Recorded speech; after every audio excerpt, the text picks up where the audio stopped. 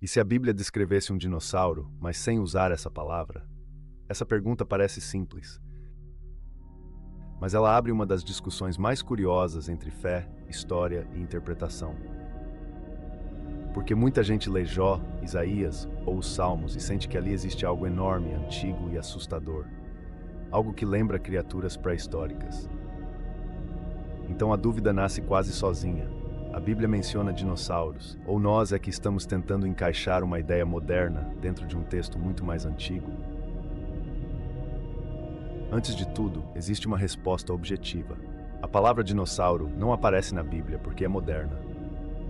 O termo dinossauria só foi proposto em 1842 por Richard Owen para agrupar fósseis recém-descritos.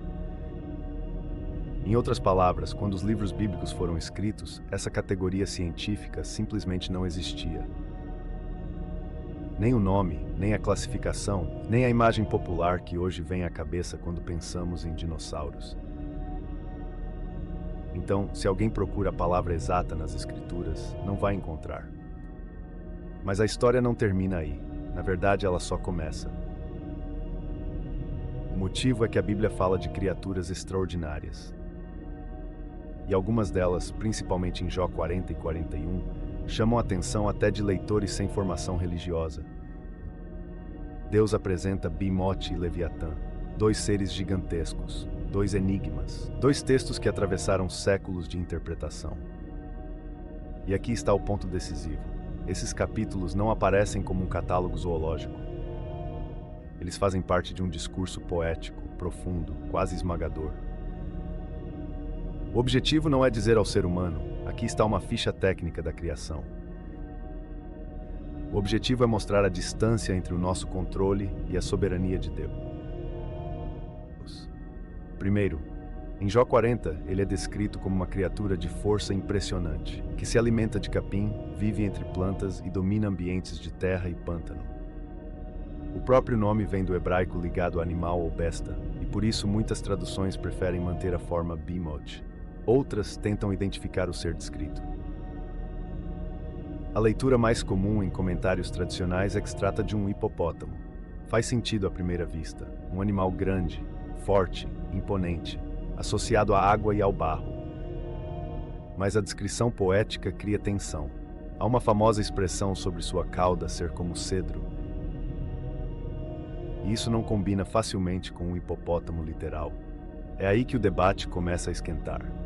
Alguns cristãos, especialmente em leituras apologéticas, veem Behemoth como uma possível referência a um dinossauro herbívoro.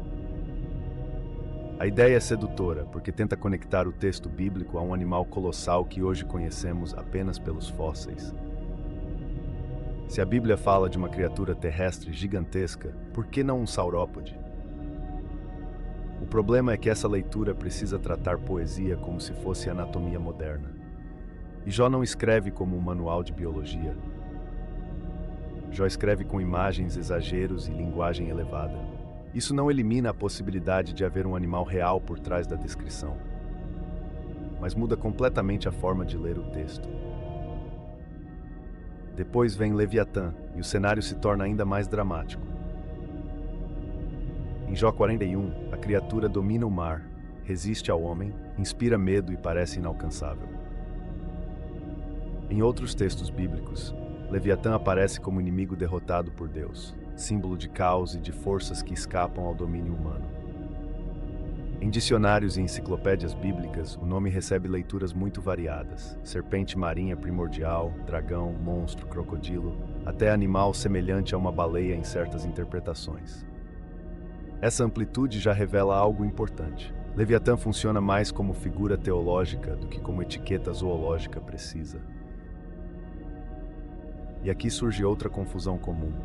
Algumas traduções antigas usam a palavra dragão em passagens do Antigo Testamento.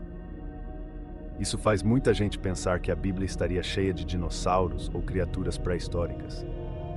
Mas em muitos casos, o termo traduzido vem de palavras hebraicas como tanin ou taninim, que podem significar monstro marinho, serpente, criatura ameaçadora ou até outras coisas dependendo do contexto.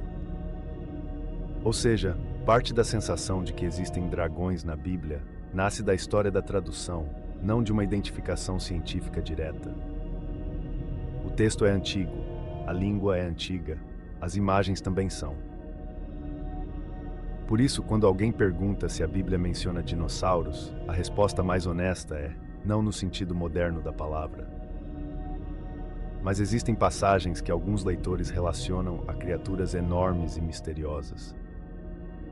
E a discussão continua justamente porque essas passagens são resistentes a respostas rápidas.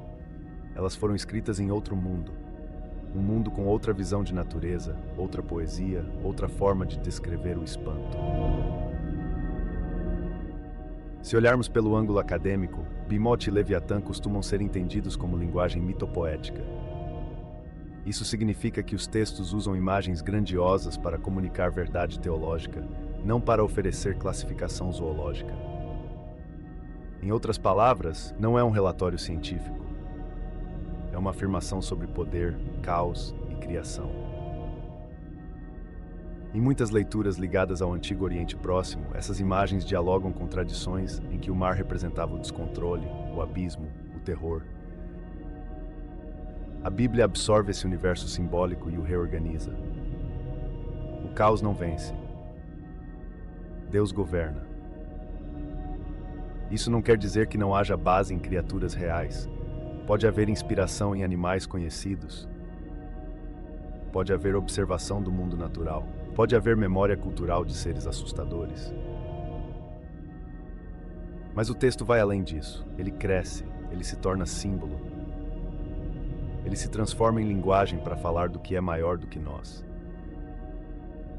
Bimote não é apenas uma besta. Leviatã não é apenas um monstro. Eles são, em certo sentido, a dramatização do impossível humano diante da criação divina. E é justamente por isso que o debate continua, porque cada interpretação lê o texto por uma lente diferente.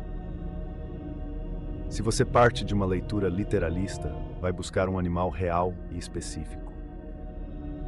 Se você parte de uma leitura literária e histórica, vai prestar atenção ao gênero do livro e à função do poema. Se você parte de uma visão apologética, vai tentar harmonizar o texto com dinossauros. Se você parte de uma abordagem acadêmica, vai perguntar como esse texto funcionava para seus primeiros ouvintes. Nenhuma dessas perguntas é inútil, mas elas não produzem a mesma resposta. Talvez essa seja a chave de tudo. A pergunta não é apenas: a Bíblia menciona dinossauros? A pergunta mais profunda é: que tipo de leitura estamos fazendo? Porque o mesmo capítulo pode ser lido como zoologia, como poesia, como símbolo do caos, ou como uma mistura dessas coisas. E quando isso fica claro, a discussão sai do campo da polêmica barata e entra no campo da compreensão verdadeira. No fim, a Bíblia não usa a palavra dinossauro. Isso é um fato simples. Mas ela fala de criaturas gigantes, temíveis e fascinantes para ensinar algo maior sobre Deus, o ser humano e os limites do nosso olhar.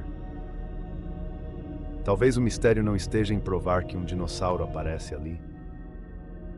Talvez o mistério esteja em perceber como textos antigos conseguem provocar perguntas tão vivas até hoje. E essa, no fundo, é a força da Escritura. Ela não responde apenas ao que perguntamos. Ela nos obriga a perguntar melhor. Agora, abra Jó 40 e 41 e me diga, você lê isso como zoologia, símbolo ou os dois?